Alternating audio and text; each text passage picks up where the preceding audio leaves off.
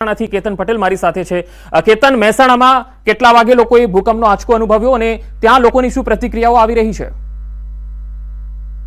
મહેસાણા જિલ્લાના અનેક વિસ્તારમાં ભૂકંપનો જે આંચકો હોય છે અનુભવાયો છે। ઊંઝા, બહુચરાજી, વિસનગર, મહેસાણા, બહુચરાજી એટલે કે મોટાભાગના વિસ્તારોમાં જે આંચકો હોય છે તે આંચકો અનુભવાયો છે। લાંબા સમય બાદ આ મોટી તીવ્રતાનો આંચકો હોય છે તે જોવા મળે તો મોટી સંખ્યામાં 1 થી 2 આંચકા જે અનુભવતા કેટલાક લોકો ઘરની બહાર પણ નીકળી આવ્યા હતા, પરંતુ જે આંચકા આવતા બંધ હતા તેઓ ઘરમાં વાપસ આવ્યા છે। પરંતુ ચોક્કસથી લાંબા સમય બાદ, વર્ષો બાદ ફરી વખત આ મોટી તીવ્રતાવાળો આંચકો અનુભવતા લોકોમાં ડરનો માહોલ હોય છે તે હાલ પણ જોવા મળી રહ્યો છે। જી કેતન, જાનમાલની નુકસાનના કોઈ અહેવાલ પ્રાપ્ત થઈ શક્યા છે અથવા લોકો ઘરોની બહાર આવી ગયા હોય એવા કયા કયા વિસ્તારો છે? ખેરાલુ હોય છે, ઊંઝા હોય છે, મહેસાણા, બહુચરાજી અનેક વિસ્તારમાં જે 1 થી 2 ઝાટકા હોય છે તે આવ્યા તેવા સમાચાર મળી રહ્યા છે। ખેરાલુ બાદ સમાચાર મળ્યા હતા કે કેટલાક લોકો ઘરની બહાર નીકળી ગયા હતા, પરંતુ 2 આંચકા બાદ સામાન્ય થતા લોકો વાપસ ઘરમાં ગયા હતા। પરંતુ ચોક્કસથી જે ડરનો માહોલ હોય છે તે ડરનો માહોલ જોવા મળ્યો હતો, કેમ કે લાંબા ગાળા બાદ મહેસાણા જિલ્લાના જે અમુક વિસ્તાર છે તેમાં આ ભૂકંપના આંચકા હોય છે તે જોવા મળતા લોકોમાં ભયનો માહોલ ચોક્કસથી જોવા મળ્યો હતો। જી કેતન, આભાર સમગ્ર માહિતી આપવા માટે। તો મહેસાણા જિલ્લામાં પણ ભૂકંપના આંચકા લોકોએ અનુભવ્યા છે। લોકો ડરના માર્યા બહાર આવી ગયા, કારણ કે આમ તો 10 ને 15 કલાકે આ ભૂકંપનો આંચકો લોકોએ અનુભવ્યો છે અને સુવાનો સમય હોય એટલે લોકો પોતાના ઘરોમાં હોય, સ્વાભાવિક છે। પરંતુ જ્યારે થોડી વાર માટે 1-2 વખત જે કંપન થયું અને તેના કારણે જે ધ્રુજારી થઈ, લોકોને ખ્યાલ આવી ગયો કે આ તો ભૂકંપ છે અને લોકો ડરના માર્યા ઘરની બહાર નીકળી ગયા હતા અને 10 સેકન્ડ જેટલો આ ભૂકંપ જે છે એનો આંચકો લોકોએ અનુભવ્યો। કેટલીક જગ્યાએ 5 સેકન્ડ માટે આ આંચકો કેટલાક લોકોએ અનુભવ્યો। ખાસ સુરેન્દ્રનગર, મહેસાણા, પાટણ, બનાસકાંઠા અને અમદાવાદ સુધી આ ભૂકંપના ઝટકા લોકોએ અનુભવ્યા છે। 10 સેકન્ડ સુધી ભૂકંપના આંચકા અનુભવાયા છે અને સૌરાષ્ટ્રમાં મોરબી અને ઉત્તર ગુજરાતમાં પણ ભૂકંપના આંચકા લોકોએ અનુભવ્યા છે।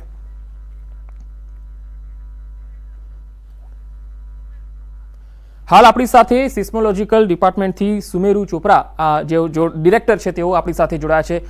સર, આપ બતાવો કે આજે જે ભૂકંપનો આંચકો થોડી વાર પહેલા જ આવ્યો છે તેની તીવ્રતા કેટલી હતી, કયા કયા વિસ્તારોમાં આ આંચકો આવ્યો? ये लगभग रात में 10:15 पे आया है। इसकी तीव्रता 4.2 मैग्नीट्यूड है और इसका जो एपिसेंटर है वो चाणस्मा और पाटन के बीच में है और ये वो जगह है जहाँ पर 2 रिफ्ट है, एक कैम्बे रिफ्ट है और एक कच्छ रिफ्ट है। ये जहाँ पर आके जंक्शन जो मिलती है वहाँ पर थोड़ा दबाव ज्यादा होता है, इसलिए वहाँ पर आया है अर्थक्वेक 4.2। जी, अगर हम जिलों की बात करें तो कौन कौन से ऐसे जिले हैं जहाँ पर ये झटके महसूस हुए? देखिए, ऐसा कि अगर 4 मैग्नीट्यूड का अर्थक्वेक है तो एपिसेंटर से 100 किलोमीटर के एरिया में फील हुआ होगा। 100 किलोमीटर का एरिया जो भी होगा उसमें फील हुआ होगा। ओके, अच्छा, ये भूकंप की जो झटके आए हैं उसकी आप क्या वजह मानते हैं? देखिए, मैंने जैसे बताया ना, एक कैम्बे रिफ्ट है और एक नर्मदा रिफ्ट है। ये कैम्बे रिफ्ट है और कच्छ रिफ्ट है। तो अगर जो जहाँ कच्छ रिफ्ट और ये नॉर्थ गुजरात में क्या है कि कच्छ रिफ्ट और कैम्बे रिफ्ट दोनों मिलती हैं, ठीक है ना। वो जो जहाँ मिलती है वहाँ पर थोड़ा दबाव, जो रॉक्स में स्ट्रेस ज्यादा रहता है, तो उस वजह से वहाँ पर वो एरिया थोड़ा एक्टिव है। जहाँ छोटे छोटे भूकंप आते हैं तो उसी जगह पे आया है 4.2 मैग्नीट्यूड। डॉक्टर सुमेरु सर, हमने पहले से भी देखा है कि जब कच्छ में छोटे मोटे झटके आते रहते थे, जैसे 3.2 के हो या 2.1 के हो, लेकिन इस बार जो झटके आए हैं वो अहमदाबाद तक महसूस हुए हैं। तो क्या इसमें कुछ अलग देख रहे हैं आप? नहीं, ऐसा नहीं है, क्योंकि ये क्या है कि जो देखिए अहमदाबाद, गांधीनगर जो है ना, ये एक सॉफ्ट सॉइल के ऊपर है। तो सॉफ्ट सॉइल में होने की वजह से क्या है कि थोड़ा जिसे कहते हैं वेव एम्पलीफाई होती है। तो अगर कोई भी बड़ा भूकंप विदिन 100 किलोमीटर में आएगा यहाँ पर तो थोड़ा सबको फील नहीं हुआ होगा। अगर फील हुआ होगा तो हाई राइज बिल्डिंग में फील हुआ होगा, लो राइज में किसी को फील नहीं हुआ होगा। तो ये क्या होता है कि अगर सॉफ्ट रॉक में होता है, क्योंकि यहाँ पर अगर हम देखें तो 350 मीटर का जिसे कहते हैं ना थिक लूज सॉइल है। तो उसमें क्या होता है कि वेव्स, अर्थक्वेक वेव्स, कोई भी दूर से अर्थक्वेक आता है, रीजनल अर्थक्वेक आता है, तो अर्थक्वेक वेव्स जो होते हैं एम्पलीफाई होती है, इस वजह से फील होता है। जी, तो डॉक्टर साहब ये बताइए कि अगर एक बार भूकंप आता है तो दूसरी बार यानी आफ्टर शॉक्स उसके आने के चांस कितने होते हैं? देखिए, आफ्टर शॉक थोड़े बहुत आएंगे, बट उसकी तीव्रता बहुत कम होगी। मतलब मैक्सिमम हो सकता है 3 या 3.5 तक होगा, बट उसकी तीव्रता बहुत कम होती है। और वो जनरली देखा गया है कि कैम्बे रीजन में आफ्टर शॉक्स बहुत कम आते हैं, बट आएंगे जरूर, बट उसकी तीव्रता बहुत कम होगी, वो फील नहीं होगा। तो ये 4.2 की तीव्रता है, तो आपकी दृष्टि से ये कितना शक्तिशाली भूकंप है? देखिए शक्तिशाली ऐसा है कि 4 मैग्नीट्यूड हम लोग इसको कहते हैं मॉडरेट कैटेगरी में कहते हैं। तो 4 मैग्नीट्यूड ऐसा है कि डैमेजिंग नहीं है, इससे कोई डैमेज होने की संभावना बहुत कम है। बट हो सकता है कि अगर नजदीक में कोई मकान हो या कच्चा मकान हो उसमें छोटे मोटे क्रैक्स आ सकते हैं, बट मेजर डैमेज होने की संभावना बहुत कम है। जी डॉक्टर सुमेरु सर, ये भी जानकारी आ रही है कि ये जो फॉल्ट लाइन है उसकी असर राजस्थान के कुछ इलाकों में भी गई है, तो इसकी फॉल्ट लाइन है वो कहाँ तक फैली हुई है? देखिए ये जो कैम्बे रिफ्ट है ना, ये आप अगर राजस्थान गुजरात का बॉर्डर है वहां से लेके आप समझो भरूच तक, सूरत तक है, ये पूरा कैम्बे रिफ्ट करता है। और भरूच के आसपास इसको नर्मदा रिफ्ट को क्रॉस करता है। तो गुजरात अगर हम देखें तो गुजरात की भौगोलिक दृष्टि ऐसी है कि ये 3 रिफ्ट का जंक्शन है, कच्छ रिफ्ट, नर्मदा रिफ्ट और कैम्बे रिफ्ट। तो इसलिए ये रीजन थोड़ा एक्टिव है, ये जो गुजरात रीजन है, इसलिए क्योंकि 3 रिफ्ट है तो इस वजह से यहाँ पर कंपन ज्यादा रहता है, दबाव ज्यादा रहता है और भूकंप ज्यादा आता है। जी, तो आप ये बता सकते हैं कि ये जो 4.2 की तीव्रता का भूकंप आया है, इसके बाद लोगों को अब घबराने की जरूरत नहीं है? अब जो आफ्टर शॉक होंगे वो इससे कम होंगे? वही मैंने जैसे बताया ना, घबराने की जरूरत नहीं है। उसके आफ्टर शॉक की जो तीव्रता जनरली होता है 2 दशमलव कम होता है। तो अगर होंगे तो मैक्सिमम 3 मैग्नीट्यूड का आएगा अर्थ में। वो हो सकता है कि लोगों को फील भी ना हो, और इधर अहमदाबाद तो बिल्कुल फील नहीं होगा, हो सकता है वो 10 किलोमीटर रेडियस में थोड़ा बहुत फील होगा, बट तीव्रता उसकी बहुत कम होगी जो आफ्टर शॉक आएंगे। ओके। और सर दूसरा ये सवाल कि कच्छ से लेके राजस्थान पाटन के इलाके जो हैं वहां पर कितनी ऐसी फॉल्ट लाइन है जो भविष्य के दिनों में ऐसे भूकंप के झटके ला सकती है?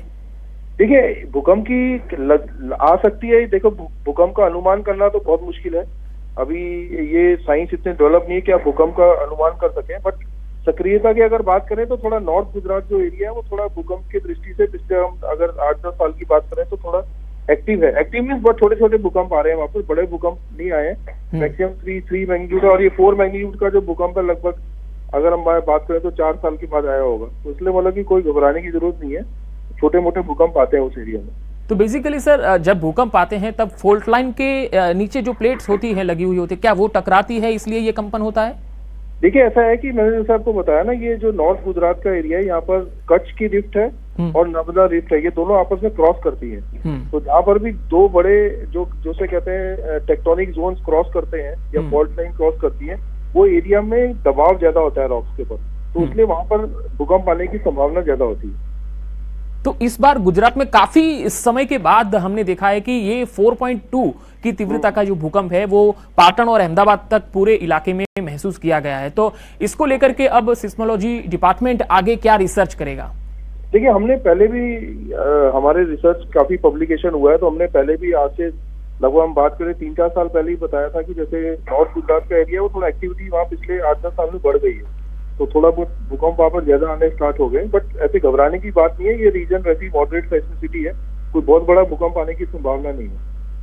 जी शुक्रिया हमारे साथ जुड़ने के लिए ડોક્ટર સુમેરા સર। તો આ હતા સિસ્મોલોજી ડિપાર્ટમેન્ટના ડાયરેક્ટર ડોક્ટર સુમેરા સર, અને તેમણે કહ્યું છે કે આ જે ભૂકંપ છે એ મીડિયમ સાઇઝનો છે, એટલે કે મીડિયમ તીવ્રતાવાળો છે અને તેનાથી ગભરાવાની જરૂર નથી, પણ આફ્ટર શોક જે છે એ ગમે ત્યારે આવી શકે છે અને તેની તીવ્રતા કદાચ 2 થી લઈને 3.5 ની વચ્ચે પણ હોઈ શકે છે, પણ એનાથી કોઈએ ગભરાવાની જરૂર નથી। પરંતુ તેમણે કહ્યું છે કે ભૂકંપનો આંચકો આવ્યો છે, 4.2 ની તીવ્રતા છે અને જે જગ્યાએ તેનું કેન્દ્રબિંદુ છે એટલે કે પાટણથી 13 કિલોમીટર દૂર જે એનું કેન્દ્રબિંદુ છે તેનાથી 100 કિલોમીટરના આખા એરિયાને તેણે કવર કરી અને ત્યાં આગળ આ કંપન લોકોએ મહેસૂસ કર્યા છે। એટલે પાટણ છે, બનાસકાંઠા છે, મોરબી છે, કચ્છના કેટલાક વિસ્તારો છે, સુરેન્દ્રનગર છે, મહેસાણા, પછી ઉત્તર ગુજરાતના આખો પટ્ટો છે અને રાજસ્થાનના પણ જે સરહદીય વિસ્તારો છે ગુજરાત સાથે જોડાયેલા એ તમામ વિસ્તારોમાં પણ ભૂકંપના આંચકા લોકોએ આજે અનુભવ્યા છે। 10 ને 15 કલાકે રાતના 10 ને 15 કલાકે આ ભૂકંપનો આંચકો આવ્યો, જેની તીવ્રતા 4.2 ની છે અને સૌરાષ્ટ્રના પણ અનેક વિસ્તારોમાં લોકોએ આ કંપન અનુભવ્યું છે। તો કચ્છ અને રાજસ્થાનના બોર્ડર પર ઘણા બધા લોકો ડરના મારે બહાર આવી ગયા હતા। પાટણ અને મહેસાણામાં પણ સૌથી વધારે લોકોએ આ કંપન મહેસૂસ કર્યું અને એકબીજાને ફોન કરીને પણ લોકો ખબર અંતર પૂછવા લાગ્યા કે ભાઈ તમારા ત્યાં પણ ભૂકંપ આવ્યો છે, અહીંયા તો ધરતી ધ્રુજી રહી છે। ઘણા લોકો એકબીજાને ફોન કરીને ખબર અંતર પણ પૂછી રહ્યા છે।